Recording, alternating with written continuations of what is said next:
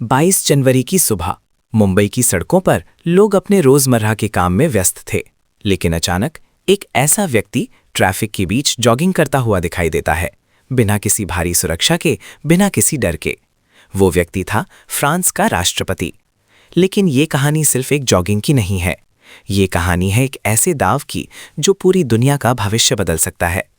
Artificial intelligence, एक ऐसी ताकत जो आने वाले समय में देशों की फ्रांस के राष्ट्रपति इमैनुअल मैक्रोन ने हाल ही में राजशामनी के YouTube चैनल पर एक बेहद बेबाक इंटरव्यू दिया है। हाँ, एक राष्ट्र प्रमुख का इस तरह एक क्रिएटर के साथ खुलकर बात करना ही अपने आप में काफी अनोखा है। सही कहा।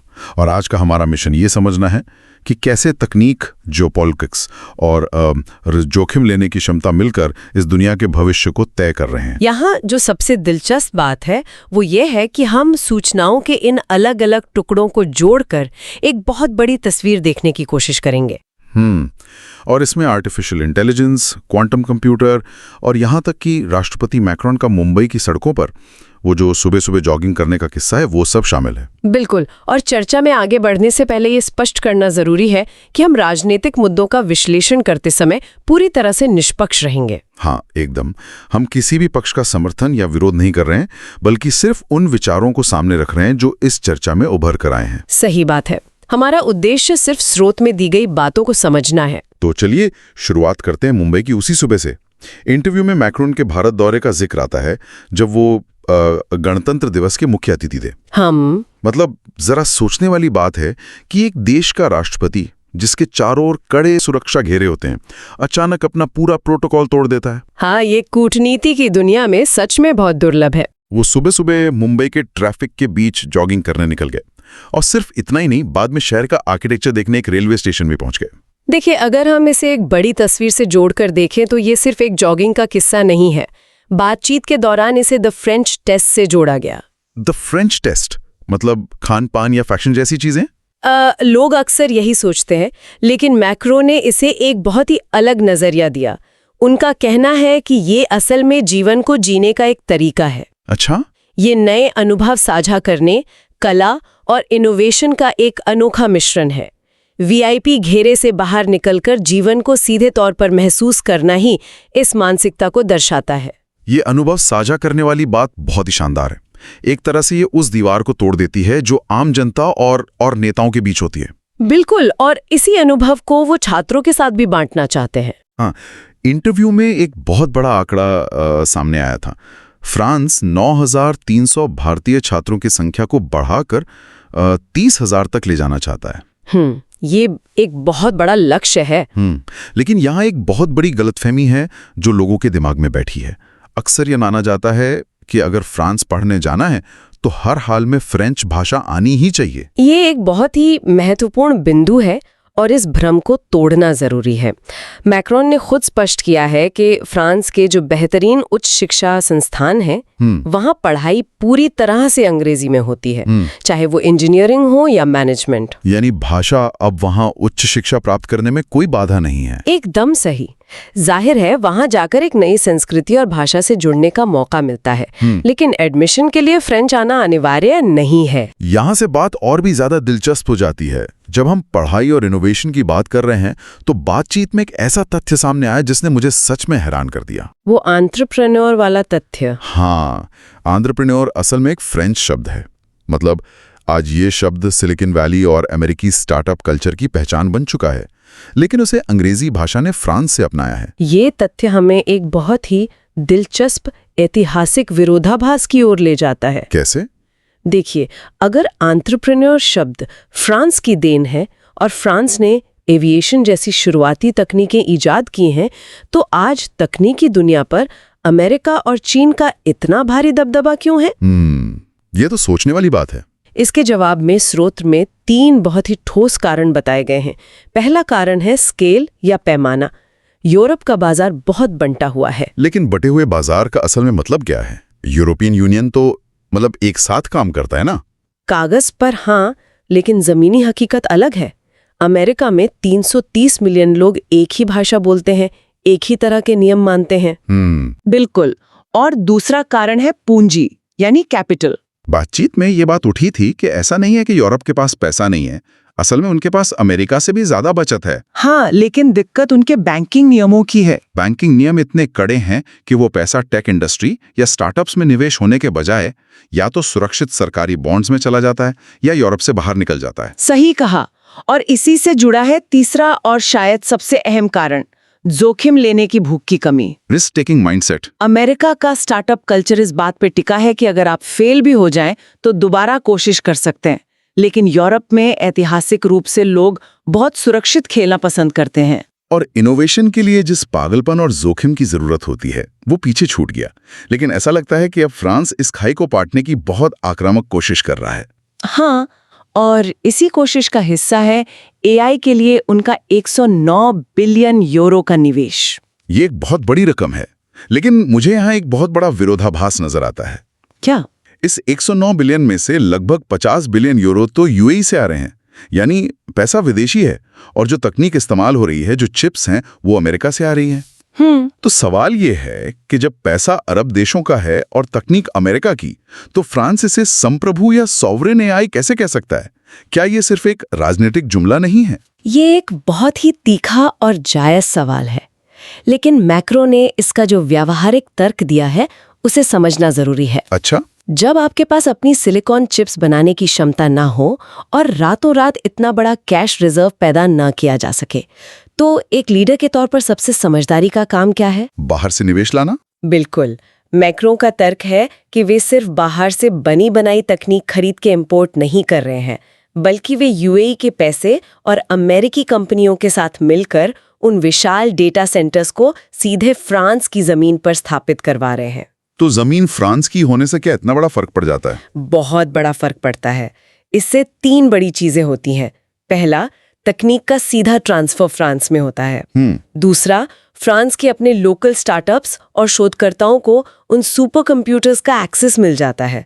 और तीसरा, जो सबसे अहम है, डेटा की सुरक्षा। एकदम सही। सारा डेटा यूरोपियन नियमों के तहत फ्रांस में स्टोर होता है। अगर वे सिर्फ अमेरिकी कंपनियों से सर्विस खरीदते तो संवेदनशील डेटा अमेरिका चला जाता। ये तो बहुत ही रणनीतिक कदम है। और इसी बीच एक माली का भी जिक्र आया था। ये माली क्या है? माली असल में एक यूरोपियन LLM है, यानी लार्ज लैंग्वेज मॉडल। जैसे चैट जीपीटी काम करता है? हाँ बिल्कुल। फ्रांस चाहता है कि उनका अपना एक ऐसा AI मॉडल हो जो यूरोपीय भाषाओं और संस्कृति को समझे, ताकि वे पूरी तरह से अमेरिकी AI मॉडल्स पर निर्भर ना रहें। यानी बाहर की ताकत का इस्तेमाल करके अपने अंदर के ढांचे को मजबूत करना। और जब डिजिटल ढांचे की बात आती है तो इस इंटरव्यू में भारत की भी बहुत खुलकर तारीफ की गई है। हाँ, मैक्रोन ने भारत के डिजिटल पब्लिक इंफ्रास्ट्रक्चर की बहुत सराहना की, जिसे हम DPI कहते हैं, जैसे आधार, UPI और डिजिलॉकर। उन्होंने इस बात पर भी जोर दिया कि भारत हर साल अमेरिका और यूरोप दोनों को मिलाकर भी ज्यादा इंजीनियर तैयार कर रहा है। भारत का ये उभार दुनिया के लिए केस स्टडी बन चुका है। और तकनीकी छलांग की बात करें तो फ्रांस के 2035 के मूनशॉट के बारे में भी बहुत दिलचस्प चर्चा हुई। मूनशॉट मतलब वो एक बड़ा लक्ष्य जिस पे फ्रांस अपना सबसे बड़ा दांव लगा रहा है। और वो तकनीक है क्वांटम कंप्यूटर, जो आज के सुपर कंप्यूटर से भी लाखों गुना तेज है। हाँ, ये फिजिक्स के बिल्कुल अलग नियमों पर काम करता है, जो बीमारियों की दवा खोजने से लेकर क्लाइमेट चेंज के डेटा तक को सेकंडों में प्रोसेस कर सकता है। और फ्रांस को लगता है कि वे इस क्षेत्र में दुनिया का नेतृत्व कर सकते हैं, क्योंकि उनके पास दुनिया के बेहतरीन गणितज्ञ हैं। और इस मूनशॉट को हासिल करने के लिए मैक्रो ने असफलता के दर्शन पर बहुत जोर दिया। हाँ, वो विचार बहुत ही प्रेरक है। उनका कहना है कि आपको ये मानसिक रूप से स्वीकार करना होगा कि आप 8 बार पूरी तरह से हारेंगे। और जो इंसान या देश 8 बार फेल होने के बाद भी 9वीं बार कोशिश करने के लिए तैयार है, वही कुछ बड़ा हासिल कर सकता है। बिना फेल होने की मानसिकता के कोई भी बड़ा मूनशॉट हासिल नहीं किया जा सकता। खैर, ये तो हो गई तकनीक और निवेश की बात, लेकिन इस इंटरव्यू का एक बहुत भारी हिस्सा जियोपॉलिटिक्स से भी जुड़ा है। चर्चा में मल्टीपोलैरिटी यानी बहुध्रुवीय विश्व की बात की गई। फ्रांस और भारत को रणनीतिक स्वायत्तता के सबसे बड़े उदाहरणों के रूप में पेश किया गया। इसका असल में क्या मतलब है? आसान शब्दों में कहें तो उसका मतलब है विश्व पटल पर अपना रास्ता खुद चुनना। आज भारत और फ्रांस दोनों ही देशों की ये स्पष्ट नीति है कि वे न तो पूरी तरह से अमेरिका पर निर्भर रहना चाहते हैं और न ही चीन के प्रभाव में आना चाहते हैं। वे एक तीसरा रास्ता चुन रहे हैं। बिल्कुल, जहां देश अपने राष्ट्रीय हितों के हिसाब से फैसले लेते हैं, किसी महाशक्ति के दबाव में आकर नहीं। और दबाव या टकराव की बात करें तो इस इंटरव्यू में एक बहुत ही हाई प्रोफाइल मुद्दे का भी जिक्र आया, डोनाल्ड ट्रंप वाला विवाद। हाँ, वो घटना जब पूर्व अमेरिकी राष्ट्रपति ने कथित तौर पर मैक्रोन के निजी व्हाट्सएप मैसेज को सार्वजनिक कर दिया था और फ्रांस पर 200% टैरिफ लगाने की धमकी भी दी थी। ये तो कूटनीति में एक भूचाल की तरह था। नेतृत्व का सबसे महत्वपूर्ण हिस्सा सम्मान होता है। एक लोकतांत्रिक दुनिया में असहमति होना स्वाभाविक है। सही बात है। देशों के बीच व्यापार को लेकर असहमति हो सकती है, लेकिन वो एक सम्मानजनक तरीके से होनी चाहिए। मैक्रोन का तर्क था कि जब दुनिया के बड़े नेता इस तरह का असम्मानजनक बर्ताव करते हैं तो वे असल में पीछे की ओर जा रहे होते हैं, जो पूरी दुनिया को एक बहुत ही गलत संदेश देता है। तो इसका मतलब है कि चाहे तकनीक कितनी भी आगे बढ़ जाए, कूटनीति में भरोसे और सम्मान की जरूरत सबसे ज्यादा होती है। और इसी भरोसे से जुड़ा है वैश्विक अर्थव्यवस्था का एक बड़ा सवाल। क्या अमेरिकी डॉलर का वर्चस्व खत्म हो रहा है? मैक्रोन ने इसका बहुत ही सावधानी से जवाब दिया। उन्होंने स्वीकार किया कि आज भी दुनिया में डॉलर ही हावी है। लेकिन उन्होंने एक संभावना भी जताई है ना? हाँ, उनका मानना है कि बहुध्रुवीय दुनिया में व्यापार के लिए एक से ज्यादा विकल्प होने चाहिए। तो क्या यूरो वो विकल्प बन सकता है? अगर यूरोप खुद को तकनीकी रूप से अधिक प्रतिस्पर्धी बनाता है और अपने बाजार को जोड़ता है, तो यूरोप अंतर्राष्ट्रीय व्यापार के लिए एक बहुत ही सुरक्षित विकल्प बन सकता है। हालांकि ये सब रातों रात नहीं होगा। खैर, इंटरव्यू के आखिरी हिस्से में मैक्रोन से उनके डर और उनकी उम्मीदों के बारे में पूछा गया। ये हिस्सा बहुत दिलचस्प था।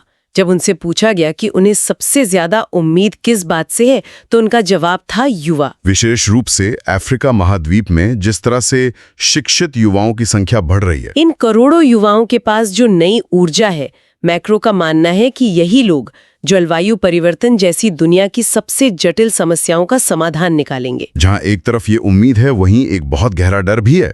दुनिया के सुरक्षा ढांचे का चरमराना है। उन्होंने रूस और यूक्रेन के युद्ध का जिक्र करते हुए कहा कि ये 19वीं सदी की औपनिवेशिक मानसिकता को दर्शाता है, जहां ताकत के बल पर सीमाओं को बदलने की कोशिश की जा रही है। इससे पूरी दुनिया में भरोसा टूट गया है और हथियारों की एक नई दौड़ शुरू हो गई है। और शायद इसी वजह से मैक्रोन ने कहा कि वो हमेशा एक्शन मोड में रहते हैं।